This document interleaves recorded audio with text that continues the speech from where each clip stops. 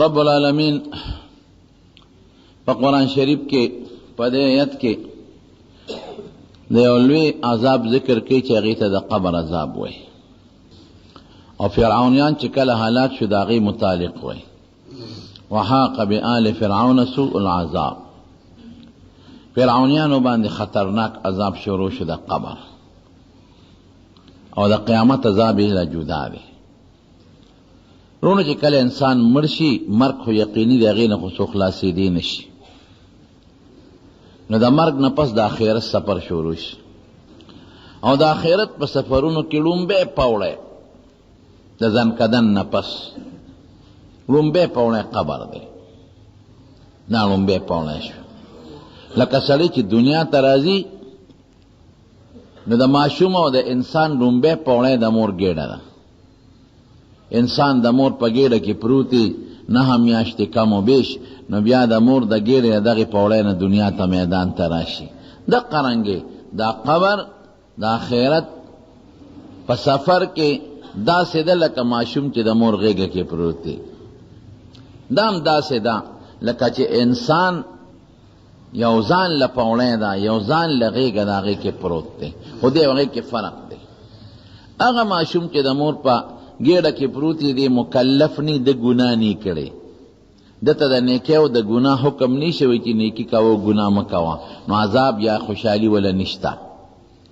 او چې دا قبر ته سړی وردن نشو د آخرت په دې لومبی پوړی کې، دې کې انسان مکلف و مخکې په دنیا کې، الله وی دا نیکي کوه او ګناه مه کوه، نو که دا الله خوشحاله کړي نو په دغه قبر والا ګېډه کې دته به خوشحالي ملاویږي، او که الله خفه کړي نو دې کې به ورته عذاب ملاویږي. حضور پاک فرمایي چې قبر د آخرت په درجو کې لومبی درجه ده. که دا درجه د چا ښه شوه، وروستو به د دې نه ښي، او که دا د چا خرابه شوه، وروستو به د دې نه زیاته خرابه وي. زما وروڼو، مونږ ټول خلک دا مړي په دې خپلو سوټونو مقبرې ته یوسو، د مړي کټ داسې به څوک نی، هېڅوک به هم داسې نی چې د هغه په کور کې دې مړي نه شوي، داسې به هېڅوک نی چې هغه به مړي نه لیدلی، داسې به څوک هم نی دکه کور کې نی شوي نو په محله کې به خامخا مړي شوي، داسې به هېڅوک هم نی چې په کلي کې مړي نه شوي، داسې به څوک هم نی چې قبر یې نه لیدلی، داسې به څوک هم نی چې مقبره یې نه لیدلی. ځای ګنیم تپوس وکړې، ماشومان هم مقبره پیژني نه، خو پې تېرېږي، ماشومان هم قبرونه پیژني نه، مړي نه پیژني، خو یاره ویني یې. نو مرګ دا خو یقیني د شک پکې نشته، خو د مرګ نه پس چې کوم لوی سفر دی او د قبر لومبی پوړی نه، قسم دې کړي له مونږ تیاری وکړو. یو سړی که له دې ځای نه دوبۍ ته ځي، یا سعودي عرب ته ځي، عمرې له ځي، حج له ځي، څومره تیاری کوي. اول د خلکو نه تپوس وکړي وروره سعودي ته ځم، ویزه پچاو لګوم، ټکټ کم ځای والم، څونه خرچه مې راځي، هلته به څه کوم، د خوراک څښاک سره جامو سره به څه کوم،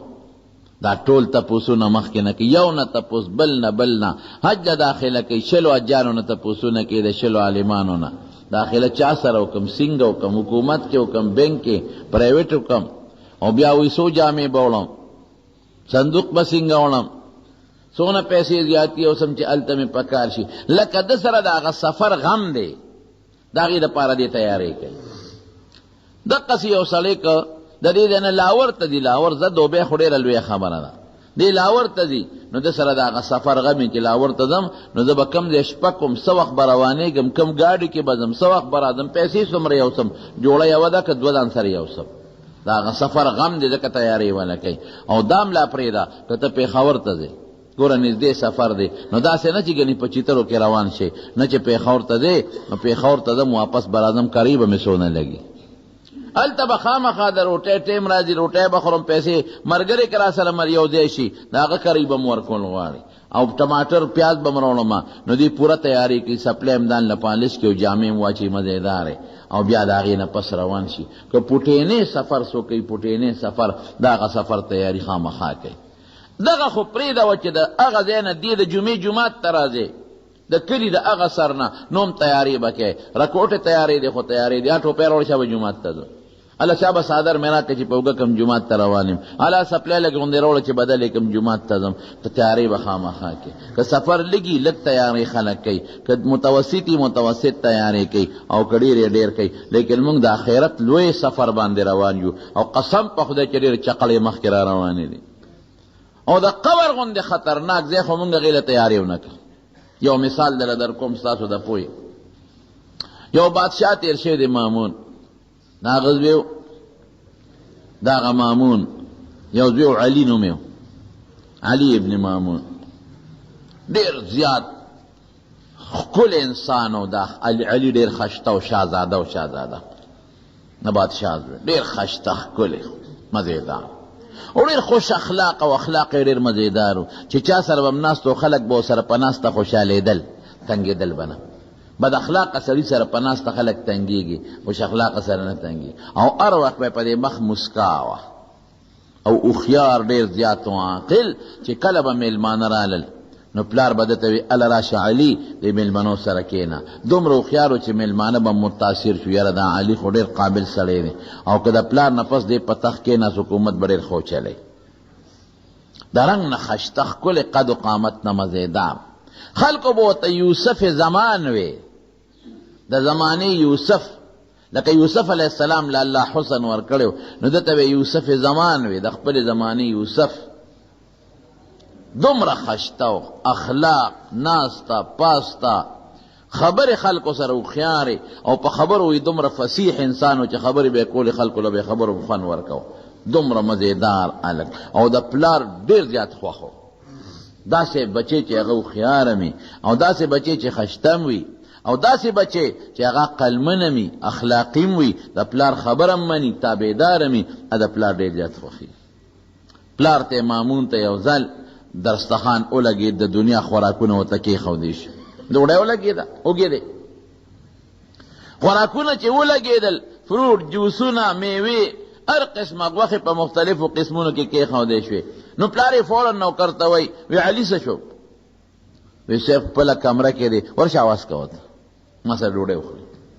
پلار به بې زوی نه ډوډۍ نه خوړه دومره یې خوښ و علي ته یې ووایي چې بابا دې غواړي روټۍ وی چې زه خو موړ یم بابا ته مې ووایه چې د روټۍ ته مې ضرورت نشته شوق مې نشته او زه موړ یم نوکر راغی بادشاه ته وایي چې خو وایي چې زه روټۍ نه خورم او موړ یم تاسو خپله روټۍ خورئ وی ورشه علي ته ووایه که ډوډۍ نه خوري دا مخ خو دې راته لږ وښایه که نه هسې خو کښېنه که نه دومره خوښ فورا نوکر لاړ او علي ته وایي چې بادشاه سلامت وي چې که ډوډۍ نه خورې او موړې هسې راشه مونږ سره کښېنه دا مخ خو به دې وینم که نه مخ خو دې راته وښایه زر یې را منډه کړې ښه راغې پلار سره کښېناست روټۍ به هغه ډېره خوړه ده معمولي غوښته خوړه موړو پلار ورته خوشحاله و مسکي مسکي کېده چې کله روټۍ نه فارغ شو نو لاړ د ځان له یو خپل محل جوړ کړی و د دجلې د دریاب د پاسه یې ځان له خشته محل جوړ کړی و ښکلی یو خاص دریاب دی اوس هم په دې دوبۍ کې په دې بحرین په دې ملکونو کې ما کتلي دي ما ته پته ده په سیندونو او دریابونو د پاسه محلات جوړ دي لاندې به ترې اوبه بهېږي اوبه او بره به پرې محل او تاسو هم لیدلي دي سوات ته چې تاسو ځئ د بحرین کالام ته نو بعض ځای کې داسې هوټلې جوړې کړي دي چې هغه دریاب ته څه حصه باري اوبه ترې لاندې بهېږي دجلې د دریاب د پاسه ځان له ښکلی محل جوړ کړی او داسې محل یو خوا اوبه دي بل خوا بوټي دي خو داسې ځای کې هم جوړ کړو چې شارع عام وه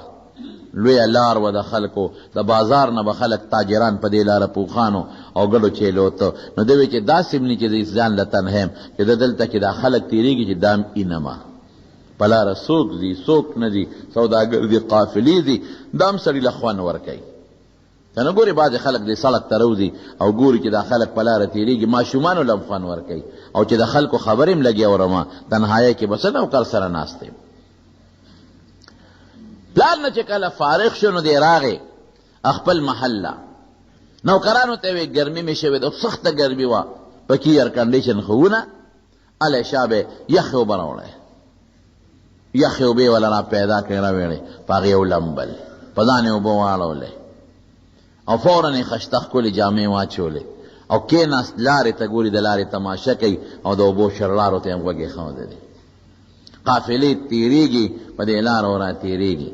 او دی ورته ښه یخ ناست دی. یو مزدور په دې لاره روان و، یو سړی غریب بلکل شلیدلو جامو والا، جامې شلیدلې وې. دا مزدور راغی او د دې محل سره خوا کې د اوبو په دې غاړه ودرېده. دا علي ورته ګوري چې خدایه داس هلک څوک دی چې دلته ودرېده، چې ویې کتل په دې ګرمه ګرمۍ کې د ځان نه غټ څادر راتاو کړی دی. دی خو پوه شو چې دا خو د غټ څادر ودې نه دي، زمونږ خو ګرمي کېږي په یخ اوبو مې ولمبل، خو معلومیږي دا چې د دې خوار بل څادر نه رشته دی نه، غټ څادر تاو دی، هغې ته هم ټوټې لګېدلې دي.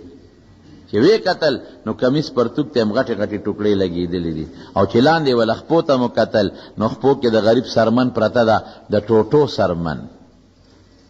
لکه ډېر تاسو به کتلي پخوا به زمونږ په دې وطن کې دا بعضې خلک وو، دا مزدوران غریبانان، نو دوی به سپلی په خپو کړی وې، که مو خیال وو د بروزې د پاسه به یې پرې داسې یو تار ګیولی و، غریبي به وکړه. ما ته یاد دي د بروزې نه به یې داسې یو دوه تسمې جوړې کړې وې، هغه به یې پرې ګیولې وې، دقسې پړې په دې سرمن تړلې و، غریب پکې خپه درنه کړې وه، او چې هغې د خپې سرمن ته یې مو کتله سپلی ته، نو هغې ته هم ټوټې لګېدلې وې. مړی ډېر زیات خفه شو او دته نوکرانو فوراً فروټ موټ راوړل او مخامخ ورته کېښودل. دې خپل فروټ ته هم ګوري، خپلو جامو ته هم ګوري، خپل محل ته هم ګوري، خپل شان ته هم ګوري، او هغې مزدور ته هم ګوري. مزدور څه چلو که په سر یې شکری وه، خو چې کېناسته نو شکری یې کوزه کړه، نو یو څه یې واخېسته، نو د شکری نه یې د مزدورۍ چې کوم رمبې وه هغه رمبې یې ترې راوویسته او دریاب په غاړه باندې کېناسته، هغه رمبې یې لاول ځان له ووینځه، هغه واپس په اشکری کې کېښوده، او بیا لاس او خپې د خټو ډکو، لاسونه یې هم ځان له ووینځل او خپې هم ځان له ووینځلې. نو چې دا هر څه یې وکړله، څادر یې کوز که، نو بیا یې د هغه شکری نه یو لیپاپه راوویسته، هغه لیپاپه کې سړه ډوډۍ وه او مالګه وه. هغه سړه ټوټۍ راوویستله او مالګه یې راوویسته، هغه ډوډۍ به یې اوبو کې منډله چې دا ډوډۍ نرمه پسته شي، او مالګې سره به یې یو ځای کوله او چک به یې تېوه، بیا به یې ډوډۍ په اوبو کې ومنډله چې پسته شي، نو مالګې سره به یې چوکه کړه، نو چک به یې تېوه. نو چې هغه وړه غوندې ډوډۍ خلاصه کړه، نو الحمدلله، یا خدایا ستا په دې نعمت زه ډېر زیات شکر ګزار یم. الله ډېر لوی شکر خدای چې تا ډوډۍ راکړه، شکر دی خدای چې تا زه موړ کړم، او زه ستا ډېر زیات شکر ګزار یم. علي وایي چې دا خبره مې واورېده، پړه مې ودرزه شو. اوهو دې شکر پسې کوي، د جامو ته وګوره، د دې په دې ګرمۍ کې دې غټ څادر ته وګوره، دې ټوټو والا کمیس او دې سوټو والا پرتوک ته وګوره، او دغه سرمن ته وګوره چې د خپې د ګرمۍ د وجې نه غریب د خپې لاندې چې خپې مې ونه سوځي، سرمن یې ښې ده په ټوکړه یې تړلې ده، په تار یې تړلې ده، او دې خپو ته دغه ډوډۍ او مالګې سره وچه ډوډۍ په اوبو کې خوشته وه، او دې څه وایي یا الله شکر دی الحمدلله چې خدای ډوډۍ دې راکړه الله. او بیا څه چلو که، بیا یې دا چلو که چې هغه غټ څادر یې سر ته واچو او غریب د هغه سیند په غاړه باندې پرېوته وده شو سملاس. چې دا مزدوري ګوره احسان کار نه دی رونو، ډېر ګران کار دی. پیسې ګټل اسانه خبره نه ده. دا خلک دې نه دوبۍ ته چې حزبې لاړ شي که نه، د دنیا خلک یې پته مئ جي ماله به موبایل راوړئ، ماله به ترماس راوړئ، او ماله به ګړی راوړئ، او ماله به جامې راوړئ. تاسو ردې خوارانو نه خبر نه یې. ټیک ده چې په دوبۍ کې خلک ښه نوکرۍ هم کوي، اعلی نوکرۍ کوي، خو قسم په خدای جومات کې ناست ما د دوبۍ لیبر او مزدور هم لیدلی دی، ما لیدلی دی په خپله چې هلته د دریاب په غاړه د چمنې ډېرې زیاتې دي، او دې دغه کې په دې لکه سیند کې دلته پارکونه دي، هلته هم پارکونه دي، نو کې چمنې دي، او په خدای یقین وکړه دومره دومره غټ غټ ماشي، غټ غټ ماشي. لکه یو ځل یو چمن کې کېناستم په یو پارک کې، ملګري را سره وو، نو خپې مې ګر چې مې وکتل هلکه دا خو ماشي دي، دومره دومره ماشي، غټ غټ ماشي، سمندر دریاب دی اوبه ډېره زیاته ده، نمي ډېره زیاته ده، دومره دومره ماشي. نو چې ما سار وختي پېشمني یو وخت کې ووتم، مونځ مې وکړ یو ځای کې، او بیا تلم داسې ما ته ملګري په دې دریاب چکر لګو، دا وخت خاموشي وي، څښه د سړي پکې نه، نو هغه چمنو کې خلک پراته وو، څادرونه یې اغوستي وو. مې دا څوک دي؟ وایي دا د خوارۍ مزدورۍ والا غریبانان دي، د دې د شپې ځای نشته چې شپه یو ځای کې وکړي. ولی د شپې ځای نشته؟ نو چې په دوبۍ کې خو کمرې قیمتي دي،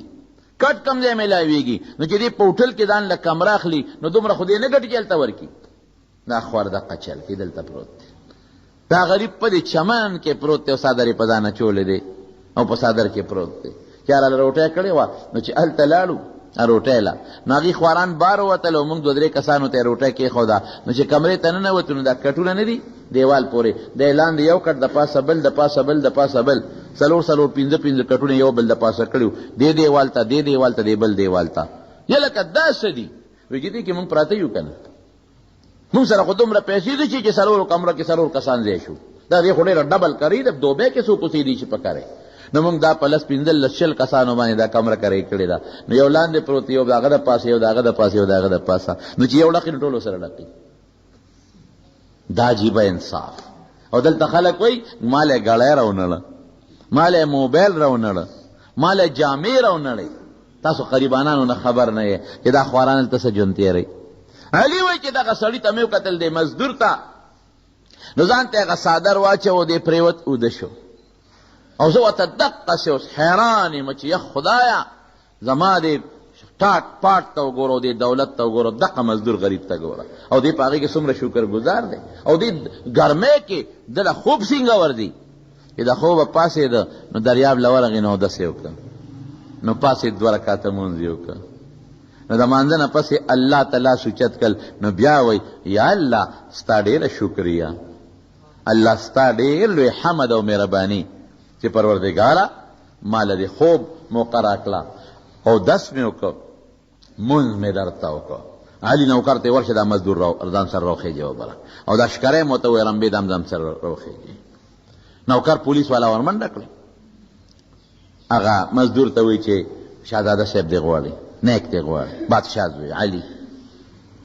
هله زر راځه. هغه وایي علي په ما څه کوي، زما هغه سره څه کار دی، زه خپل کار به کوي، زه مرزو سړی یم. وی خامخا دې غواړي که نه دې په زور دې بوځو، څنګه به نه ځې، بادشاه زوی دې غواړي ته نه ورځې. خولې نه یو آیات وت عسى ان تکرهوا شیئا وهو خیر لکم. الله وی ډېر کله تبا یو شی تا ته ښه نه ښکاري خوا به دله بهتري. ټیک ده چې دا شی خو ما ته ښه نه ښکاري، د بادشاه دې دربار ته ورتل ممکن ده چې دا ماله بهتري. نو اشکری په سر کړه او نیغ دربار ته وخته. چې وخته نو بادشاه دوی ورته دغه ځای کېنه. نو چې کېنو ویې لکه مزدورې؟ وی او مزدورې. مزدوري کې؟ وی او صاحب مزدوري کوم. ولې مزدوري کې؟ وی صاحب د خپله محتاج یم ډوډۍ ته، او زما یوه مور ده چې هغه شله ده په خپو باندې، او یو مې خور ده چې په سترګو ړنده ده. مور مې شله ده او خور مې په سترګو ړنده ده. نو هغه خواران محتاج دي، زه د هغوی کفیل یم، د هغوی کفاله کوم. نو دقه مزدوري کوم او چې څو ګټم نو هغوی له یوسم. علي ورته وایي چې هر کله ستا مور او خور تا ته محتاج دي او د هغوی کفیل، نو دا اوس ته ځان له ولې ډوډۍ وخوړه. بیا خو په کار دا وه چې تلې وه هغوی سره یو ځای دې ډوډۍ خوړلې وه، هغوی دې پرېښودله، اوس ځان له دې ډوډۍ وخوړه. وی اوږې ومه، ډېره زیات مزدوري مې وکړه، اوږې ومه، او هغوی سره مې ځکه ډوډۍ ونه خوړه چې هغوی د ورځې روجی، د ورځې روجې نیسي، دې وخت کې هغوی خوراک نه کوي. ماښام به که خیر روجه ماتئ او زه به د خپلې خور او مور سره یو ځای روجه ماتو. بیا ورته علي وایي وی ښه دا راته ووایه چې ستا ډیوټي څه ده او کار دې څه دی، ډیوټي دې څه ده او کار دې څه دی. وی ډیوټي خو مې دا ده چې زه سار نه روزم او د مازدیګره پورې مزدوري کوم، خټې لوټې کوم، دیوالونه جوړوم، ډیوټي کوم، دا مې خپله مزدوري ده. او مازدیګر نه پس څه کوې؟ مازدیګر نه پس الله ته عبادت کوم، خپل مالک راضي کوم. وی خوب وی خوب می تاولی ده کن دغه می خوب نو په دې خوب ستا کار کیږي په دې خوب او ورته څه وایي او ته وی چې د قبر د تیارو سوچ څوک کوي د دنیا خوبونه نه کوي بیا که دلته مې خوب وکړه نو قبر کې به خوب تریخي بیا به نه راځي او که دلته مې خوب ونه کړه روړه مې وکړله نو انشاءالله چې قبر کې به ډېر خوب راله راشي دلته چې څوک خوبونه کوي قبر کې به بیخي خوب به نه ورځي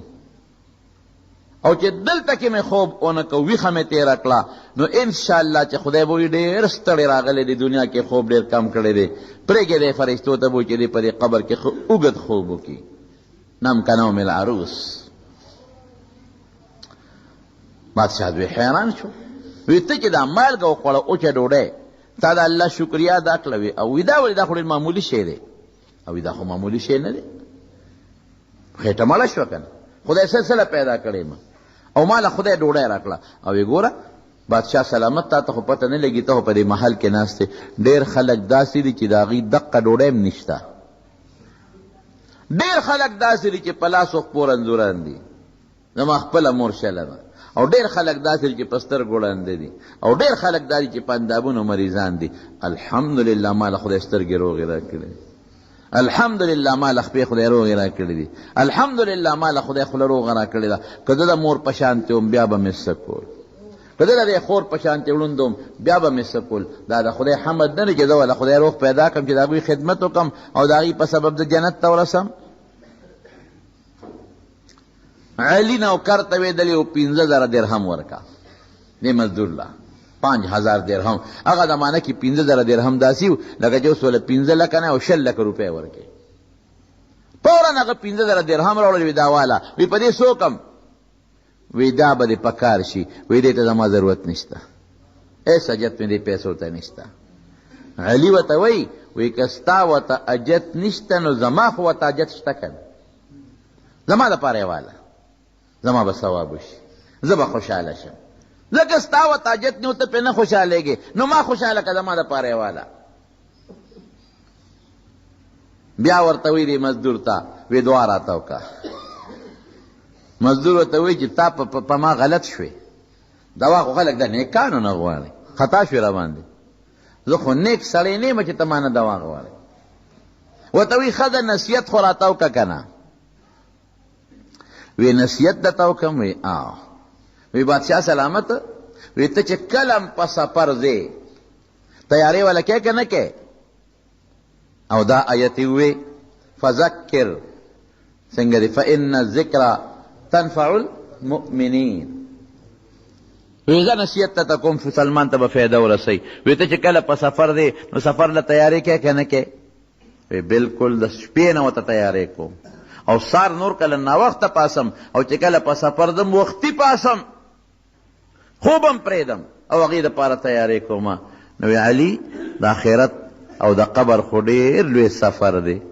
هغې له یې څومره تیارې وکړو هغې له څومره وختي پاسېدی په دې خبره پوه شوې هغې له څونه وختي پاسېدی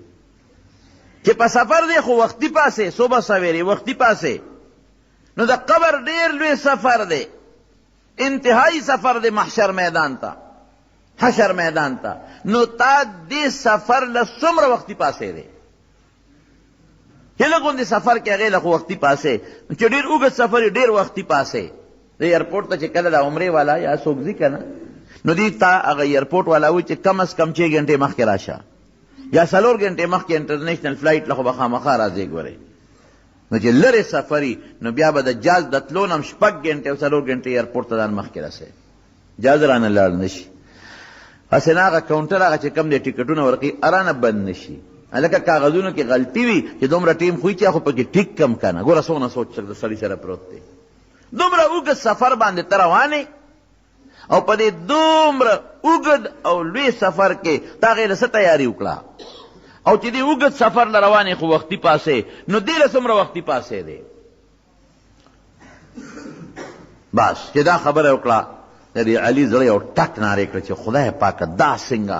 نصیحت یې راته وکړه وی تا ته زه 3 نصیحتونه کوم 3 خبرې یو دا چې د قبر ډېره خطرناکه تیاره ده، داسې تیاره ده چې د خپل لاس پرته پکې ورې نه ښکاري. واقعي د شپې تیاره کې خو بنده بیا هم ځان له څه چل مل وکړي، نو د قبر تیاره کې به څه کوې چې نه لاس لقولی شي نه خپله قولی شي، او من لس بنو یو ټن خاورې ده، یو خوا پرتې ده په ټنونو د نخي طرف ته پرتې ده ټنونو، یو خوا هم دیوال بل خوا هم دی خوا هم اخوا هم لاندې موبر هم خاوره ده. او هغه ډېر عزتمن بچي او عزتمن پلار او وروڼه ادنه ټول واپس راشي، او چې کم کټ کې وړی همدنه واپس راوړي، او چې کم پوزې درته لاندې پروت و پوزې هم درته لاندې په قبر کې ناچي هم اوس هم ډېو دنه واپس راوړي. ټول دله واپس رالل. وی دغه لوی سفر د قبر د تیارو غم وکړه، هغې له غم وکړه، دا سوچ وکړه. دا یو نصیحت. او دویم نصیحت دا دی چې په سفر ځې نو سفر کې خلک لرې سفر کې یوازې نه ځي یریږي، نو ځان له د سفر ملګري پیدا که. وی دا اوس خو یو دوا راته وکړه که نه، وی خدایا د دې علي دنیا سره مینه کمه که او الله د خپل ځان سره وله مینه پیدا که. نمبر 1. او نمبر 2، یا الله د هغې عمل توفیق ورکه چې ته پې خوشحالېږې، او یا الله خاتمه په داسې وخت کې وکړه چې ته ترې راځي. اوهو دا خو ډېر بهترین دعا ده. د دنیا سره مینه ختمه که، کمه که، او ځان سره مینه پیدا که. دا کمال دی. او خدای داسې عمل توفیق ورکړه چې په کم عمل ته خوشحالېږې، نو چې الله د بنده نه خوشحالی دې نه غټ غنیمت بل شته. او خدای داسې وخت کې مړ که چې هغه وختونو کې ته دنه راضي یې چې ته ترې خوشحاله. وی زه اوس ما پرېږده وخت مې ډېر ضایع شو چې ځم مزدور ته وی ښه ځه. وی نور څه خو ته نه غواړې؟ وی دقه غواړم چې ما نور ماف کړه چې زه وځم. وی په مخه دې ښه. مزدور چې لاړه نو علي هغه خپل نوکران کېنول، وی زما دې درستخان ته وګورئ او د مزدور هغه اوچې ډوډۍ ته وګورئ، د هغه شکر ته وګورئ او زمونږ د ناشکرو ته وګورئ، زمونږ د ټاټ پاټ ته وګوره د هغه جامو ته وګوره، زمونږ د جشن ته وګوره د هغې سپلو ته ګوره، زمونږ زندګۍ ته وګوره د هغه ژوند ته وګوره، او د هغه شکر ته وګوره زمونږ ناشکرۍ ته وګوره، د هغه صبر ته وګوره او زمونږ د نخرو ته ګوره. فوراً چې کم د کتابخانې د ده هغه انچارج و د کتابخانې ناظم د کتابونو، هغه وی ماله راوغواړئ، هغه یې وله راوغوښته. چې راویې غوښته ورته وی ورشه او ماله د حضرت عمر فاروق رضی الله عنه کتاب راوړه، د هغه حالات راته بیان که. نو چې کتاب یې پورته کولاو که ورته وی دې ځای کې شابه د عمر صاحب په حالاتو کې یو حالت راته ووایه. هغه وی حضرت عمر فاروق رضی الله عنه یو ځل اوبه څکلې، یخې اوبه وله چا راوړې، نو چې اوبې سترګو ته خولې ته اوچتې کړلې او یخې وې، نو اوښکې ترې روانې شوې، نو هغه اوښکې اوبو کې پرېوتې. د هغې اوبو نه ګوټ کوي چې کمو اوبو کې د حضرت عمر فاروق اوښکې پرتې دي. او نوکر ورته وی امیر المؤمنین ولې جاړې دې اوبو ته؟ وی جاړم په دې چې هسې نه د قیامت پر ورځ خدای پاک د دې اوبو تپوس رانه ونه کړي. وی نه که نه، د دې تپوس به دنه خدای نه کوي، ته چې الله پیدا کړې نعمت به در کوي، دې وجه نه خو یې به فري پیدا کړې، مفت پیدا کړې چې دې ته د انسان ضرورت دی. وی ښه نو جړه په بله وجه هم راځي، په بله وجه هم راځي، هغه دا چې د محشر میدان کې ممکن د اوبه، لیکن قبر ته چې لاړ شم نو هلته اوبه نشته، هلته نیر نشته، هلته نه څښا اوبه شته، نه خوږې اوبه شته، نه ترسکونې ترخې اوبه مالګیجې نشته او نه صفا اوبه شته. دلته خو ماله خدای اوبه راکوي. وی ښه دا کتاب بند که اوسه. اله ماله له دې نه پس د عمر ابن عبدالعزیز رحمه الله کتاب راواله، چې هغه کتاب یې راواغېسته او هغه ورته کوله وکړه. د عمر ابن عبدالعزیز حالات هم ورته رامخکې شو چې عمر ابن عبدالعزیز کله بادشاه، د بادشاه نه مخکې به هغه د زرګونو روپو یو جوړه اغوستله، زرګونو روپو،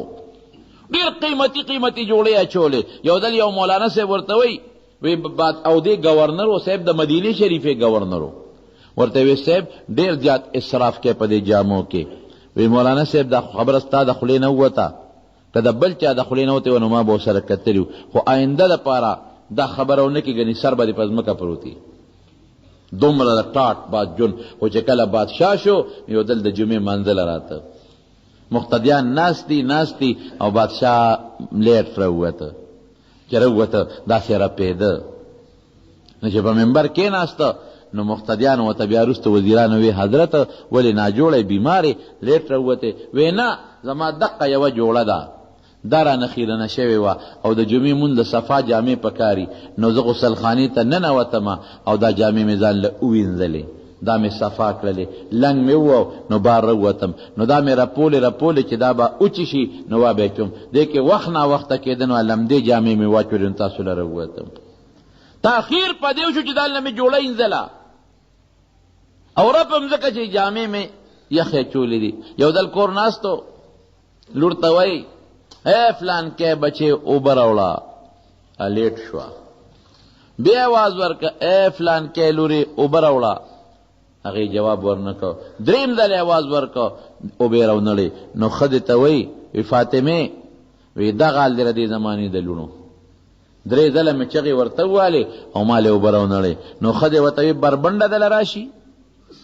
د هغې دقه یو جوړه جامې دی او پرتوګ یې شلېدلی دی کوټه کې ناسته له ځان له پرتوګ ګنډي چې وګنډي پرتوګ نو بیا به اوبه راوالي تاله بیا راوړي چې دا حالت یې ورته بیان که علي ته نور پې اور بل شو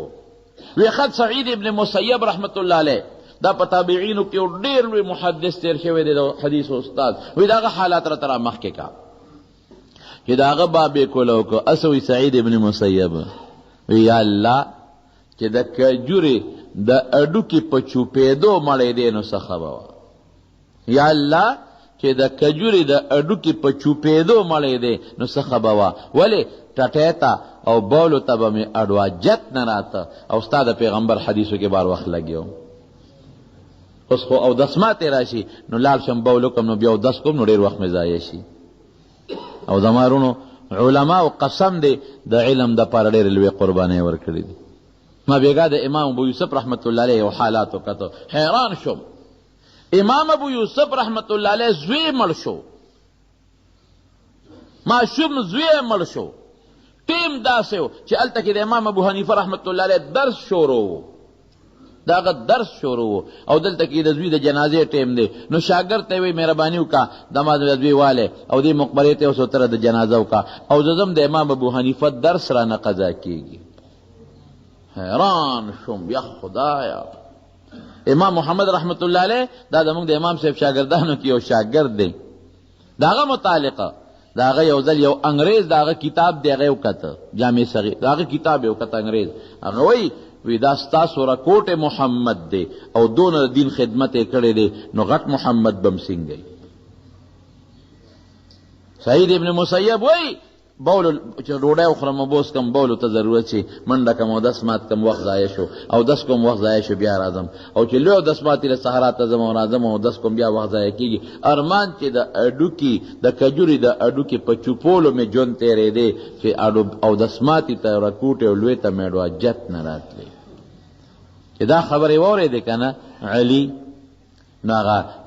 لایبررۍ والا ته وایي کتابخانې والا ته دا کتابونه یې بند که د عبدالله ابن مبارک او د نور علماو واقعات یې مته بیان کړل وایي دا بند که دا کتابخانې له او شاګردانو ته وایي هغه نوکرانو ته وایي زه ځمه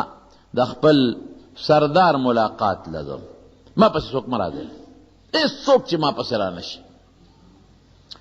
دروازې یې بندې کړې هغوی ته لاړل د هغوی دا خیال و چې ګنې سردار نه مراد دی خپل بادشاه پلار مراد کوي او پلار له جوړ ځي نیغ د محل نه ووته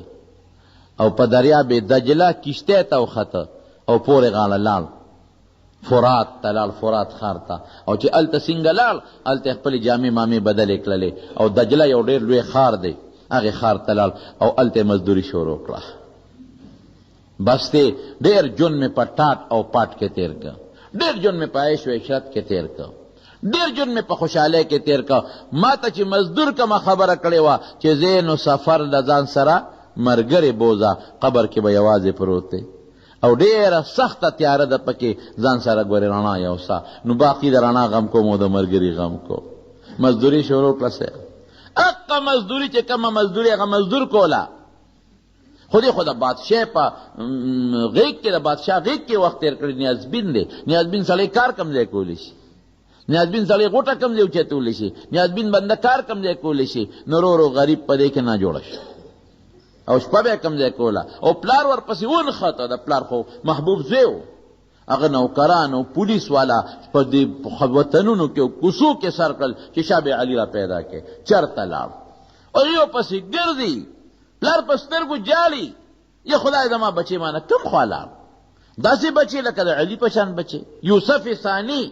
دویم نمبر یوسف د زمانې امانه لاړ روک شو کوم خوا لاړ نوکرانو ته تاسو نه چېرته لاړ نه یو خبر خو مونږ ته وایي د خپل سردار لازم مونږ وایي تاله راځي خدای کم خوا لاړ سړی لیونی شو که روغ دی پولیس ګرځي خو د ټول ځان بدل کړی دی مزدوري کوي نو په مزدور د چا کم دی ګمان راځي چې دا د بادشاه زوی دی او بیا څلور پنځه ورځې کې شکل لاړ ودوړېده بیا څوک چېرته پېژني او جماعت کې به شپې کولې نه جوړه شو غریب ځان له په هغه مزدورۍ کې علاج معالجه مو کړله خو جوړ نه شو نو چې کله جماعت کې پروت دی او ساعت یې خیجي که نه یو سړی ورسره خوا کې پروت دی وی ځوانه څه چل دی در باندې وی مرمه دا یو ګوته مې ده او دا یو کاغذ دی دا به مهرباني وکړې د دې وخت حاکم چې کم دی د دې کلي هغه له ورکه بس نو دا به خامخا رسی او دا خبره وکړه وفات شو جماعت کې غریب پروت دی قالین نشته په جماعت کې فرش نشته په خاورو یا په گیا باندې پروت دی عمل پروت دی څوک شته هم نه ده غریب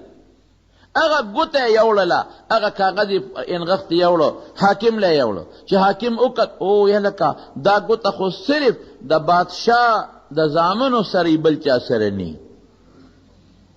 هغې خو پېژندله دا ګوته خو صرف بادشاه سره او د بادشاه زامنو سره بل چا سره خو دا ګوته کېدی نه شي ودرېږه معلومات کوم بادشاه ته فوراً اطلاع ورسوله چې حضرت ستاسو دقسې یو سړي راله ګوته راوړو کاغذ یې راوړو دا ګوته تاسو وګورئ وی دا خو د علي ګوته ده کم ځای دی علي وی پلانکي جومات کې پروت دی بادشاه په منډه راچو که زوی مړ پروت و مړ پروت دی زوی اوچت که الله زوی ورته څه لیکلي دي ماشاءالله پلار ته ناشنا نصیحت کوي وی بابا په دې آیت غور وکړه مرګ نه پس ورته وی بابا په دې آیت کې فکر وکړه غور پکې وکړه الله وی ان ربک لبالمرصاد الله چې سکه کوا اے انسانه خو الله درته په تاک کې ناست دی په لاره درته ناست دی بل خواته نشي تللی لبالمرصاد لکه سړی په لاره باندې رواني که نه او د پولیس ناکهبندي لګېدلي په هغه ناکهبندي خامخا تېرېږي ان ربک لبالمرصاد بنده چې څه دي په دنیا کې خوښۍ کوه کبر کې کوه اجازت تې راته اجازت دا مانا چې خدای درته وایي نه چې مه کوه خو که کې منې کوي دې ته نه لاس پې در کړي دي قتل هم کې اجازت درته نشته خو منې کوي دې په دنیا کې چې ګنې تا پسې قتل خوښ پې نه دی خوشحاله نه دی درته وایي چې مه کوه خو که کې نو اختیار دې خپل دی کبر کې اختیار دې خپل دی پې خوشحاله نیمه زنا کې پې خوشحاله نیم خو اختیار دې خپل دی تو هر قسمه ګناه کې په دنیا کې کوه اختیار دې خپل دی خو خوشحاله پې نیمه خو ګورې د خدای ناکه درته لګېدلی ده دا ما معنا درته ان ربک لبالمرصاد غالبا صورت فجر کې کم ځای کې رب العالمین درته ګوري تیار دی تیار پریدي به دی نه چې ورځې چې څه دې کړي قبر کې به یک تنها پروت دی هېڅ هم نشته بیا به څه کوې ډېر ټاټ پاټ سره یې یوړو جنازه یې وله وکړه شاهي قبرستان کې دفن کو خښې کو لیکن هغه په زړه هغه د مزدور د قبر تیارې ټک ولګاو د مزدور د قبر تیارې والا پړه کې ټک ولګاو نو سړی خو لاړه کامیابۍ ته خو ورسېد بلکل هغه مزدور چې کومه دعا کړې وه هغه دعا قبوله شوه بلکل قبوله شوه چې یا الله دعا ورته وکړله چې خدایه دنیا سره مینه ختمه کمه که او ځان سره مینه پیدا که نو ځان سره مینه پیدا شوه محل یې پرېښوده او یا الله هغه عمل ته واله چې ته پې خوشحالېږې نو ګوره کم عمل یې ته واخېسته او یا الله داسې وخت کې واله مرګ ورکه چې کم وخت کې ته له ده نه راضي یې نو جومات کې چې ته سوځي او په مزدورۍ کې ته وځي دا رضا شوه که نه شوه په هغه مزدورۍ کې دې علي هغه سپوره ډوډۍ او بو سره وخوړه چې مزدور یې لیدلې وه او حق مال کې سره یې وسکله چې هغه مزدور یې پې لیدلې و او پلار ته ناشنا نصیحت کوي دې آیت کې ډېر لوی عجیبه خبره ده ان ربک لبالمرصاد دا خدای غټه ناکه درته لګې چې تېرېږې به نشي تېرېدی ناکه بندو کې سړي دي که نه نشي تېرېدی بله لار هم نشي چې ته ورته بدله کې ناکه بندی باندې ځې او لټۍ به دی بیا به څه کوې ورسره الله ناکه لګېدلې ده د قبر که چرته پاک وی او روغ وی جنت ته به دې په قبر کې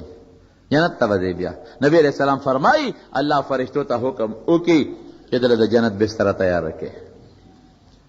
د جنت رزق راوړی د جنت سوړه ورته کولو کې د جنت هواګانې ورته را چالو کې او جنت ورته مخامخ کې ګیرې ورته ګوري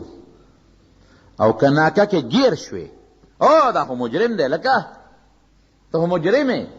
په دې ناکه کې تا سره خو صاحبه هغه څیزونه دي چې هغه حکومت پاکستان منع کړي دي ته خو مجرم یې او تا سره خو هغه څه شی دی هغه څیزونه پروهیبټډ بورډ چې تاسو ورته وایې هغه خطرناک څیزونه دي چې حکومت منع کړي دي چې دا ټوپک به ځان سره تا سره خو هغه ټوپک دی تا سره خو هغه وسله ده اوس به څه کې بیا به الله په هغه فرشتې دی هلته کې په هغه ناکه کې ګیرې کې شا به د دوزخ بستره ورته واچوي د دوزخ نه ورته سوړه کولاو کې چې ګرم بادونه وله راځي او بویونه وله راځي ګرم بادونه دا د قبر عذاب الله دې مساعدي څومره ګران کار دی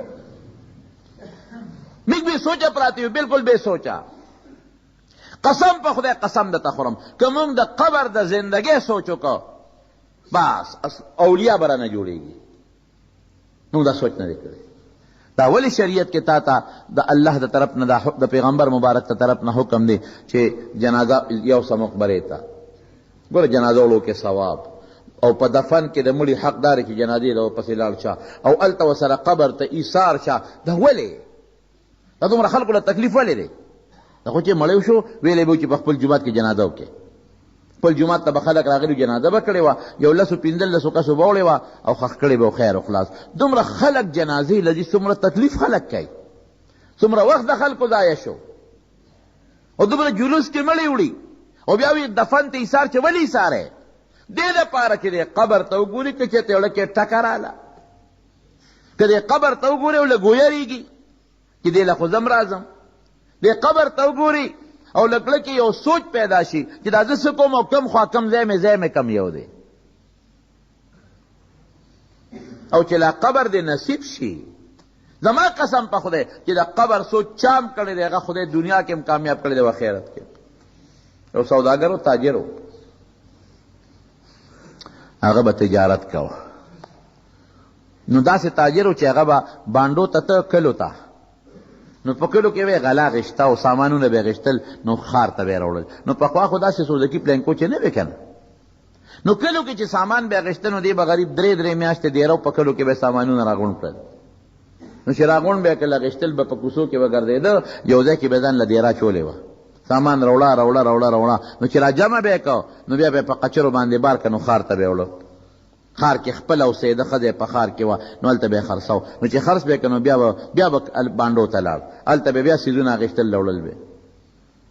3 میاشتې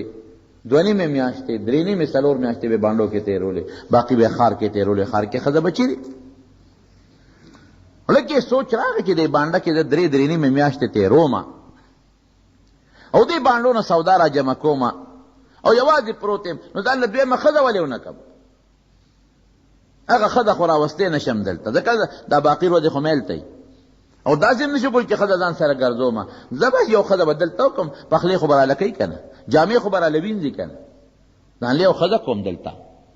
چاته وي چې دغسې مال یو ښځه وګورئ خلکو وپېژنده چې دا خو تاجر دی پیسې خو سره شته یو جنۍ والا برابر کړه خو دی دا سړی دا تاجر د پې دا شرط ولګو چې ګورې زه راته یو خبره کوم زما بله ښځه م شته او دا به دلته هغه ښځه مې هلته او په دې دا جنۍ پوهېږې چې زه به ګورې 3 میاشتې خوشه دلته یم دې سره بیا به ځم خپلې بلې ښځې له هسې نه چې دا خپه چې 3 میاشتې دې تېرې کړو بیا رانه لاړ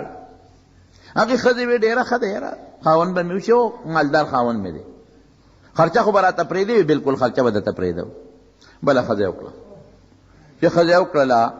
ښځه ورسره ښه خوشحاله دی ورسره خوشحاله او د هغې ښځې نه بیا دې خپل کلي ته ښار ته ته هغې ته یې د هغه باقي ورځو خرچه هم پرېښودله دی مطمئن دی ښځه هم خوشحاله ده چې لاړ هلته کې هغه زړې ښځې له دا ښځې په بین پیږي د خدای شان دی چې دویمه ښځه یې پرې وکړه که نه په دې بین لګي بین ما دې یو سړي وی ښځه مې کړې وه ډېره پټه مې کړې وه هېچ چاته مې ال نو ویلې او واده مې بل ځای وکړه او چې او وي داسې هم نه چې زه به د کور نه وي ده به همیشه د کور نه بار وم. ښځه بلکل پوه نه شوه او چې څنګه کور ته رالم او په کور را دننه شوم وی ښځې را تاسې ښکته پورته کتل. ما ورته چې ولې ښکته پورته څه چل دې راکې؟ وی چې لکه چې بله ښځه دې کړي. جی نه ته څه علم غیب درله څه زبرګی څه؟ وی زبرګه نه خو بین را باندې د بلې بنې ولګېده. دا ګوره حقیقت ته تپوسو کې دې مشرانو پته لګي جی حالاتو نه پته لګي. او دا خو یو ښځه خو بله ښځه پیو که نو بس دا کلاشنکوپ تبر دی ولا سر لرو برو نه زغمي بله ښځه نه زغمي بلکل. حالانکه په شریعت کې جایز دی خو ګورې هغه چا دپاره چې انصاف کولی شي. چې راغې دې ښځې ته خو پته بوی پې ولګېده پوه شوه خو ښځې پوه شوه په حالاتو باندې خو ښځې پې ځان غلې کړه. زه خو زما خاوند دی او دویمه ښځه حق ته چې ویې کړه بس زما په قسمت کې به لیکلې ون. ښځه نیک هم ده ولې خاوند سره جګړې وکړم ولې خاوند ورټم ولې د پلار کره مه راوله لاړه شمه. دې غریب چې هلته 3 میاشتې پروتي نو چې پردي خلک وله ډوډۍ راوړي نو ښه نه ده چې خپله دویمه ښځه وکړه ډوډۍ وله راوړي. چې پردي خلک وله جامې وینځي نو ښه نه ده چې دویمه ښځه وکړه وله جامې وینځي. او چې 3 میاشتې پروت دی نو د خامخا ضروریات دي نو زه خو سره نشم دی نو ښه نه ده چې ښځه وکړي او ضروریات پوره کړي چې ده له خدای او رسول اجازت ورکړی دی. زما څه کار دی چې زه پرې خفه کېږم. دا ګوره نیکه ښځه ځان یې غلی کړو بلکل خاموش. خاوند لاړو په دې پوه نه کړه چې تا بله ښځه کړې ده که نه ده کړې. لیکن مالدار خو سړی ښځې مالداره ده هغې ته مال پرېښود. یو بوډۍ ښځې ته یې وی داسې وکړه ته لاړ شه هغې علاقې ته او لږ معلومات ماله واله چې دا خبر یقیني ده او که نه ده. دا بوډیګانې ښځې نه دي دا پوره جاسوسانې دي ګورې دا راته حقیقت دی. دا بوډی دا جرابه مخ یې نیولی دا پوره جاسوسانې دې کې نیکان هم شته خو ګورې جاسوسان هم پکې دوی به لګي صاحبه معمولي خبرې به د انګور زوی ته وایي. زوی چې وله ماسخوتن ورشي که نه مورې سینګې مه راځه ماله هغې سره سمله هغې کوټې ته ځه په مونږ څه کې یا مردارې نو دا دې وله سله کوله چې اوس پې خپې نو دا دې وله سله کوله ته اوس دا ښځې شوې ته اوس په مونږ څه کې او چې خدای نو پرېږدمه نه نه ته چې وځې ما ته ګورېږي خوار یې سم نه ویلی دې غریب ستړی ستومان راغلي او زه ورته دا فریاد وکړي او رانجه خو هم 15 شپېته منه اچوي په سترګو کې دا بوډیګانې رانجې په سترګو راوبېږي نو دی غریب کوتک د ګوتې کې نو ښځه ویب سړیه څه چل در باندې وشو نه دا زما مور ته راټې ولې او دا زما مور ته مې ګورېږي ولې او دا مور ته مې دا ولې کې ای ما څه ویلي دي ډب په ډبې واړی دا یو عادت دی پکې مصیبت دی. ښه مزېداره به خوشحاله وي او په واده کې به چورلکونه وایي ښه چورلکونه به وایي څادر او لوپټۍ هم غورځولي او په لارو کې به تاویږي. کور ته هم صبر نه کوي چې کور ته دننه شم نو تاویږم به نه نه په لارو کې تاویږي. ډولکي ډب خو چې ووري توبه وباسه. یو سړی و هغه به ګډېده زامنو ورته وی بابا خدای ته وګوره بس یې که بوډا شوې بس یې که خلک راته خاندي را پورې شرمېږو بس یې که اوس سپین ګیرې شوې وی ښځه توبه جومات ته راغې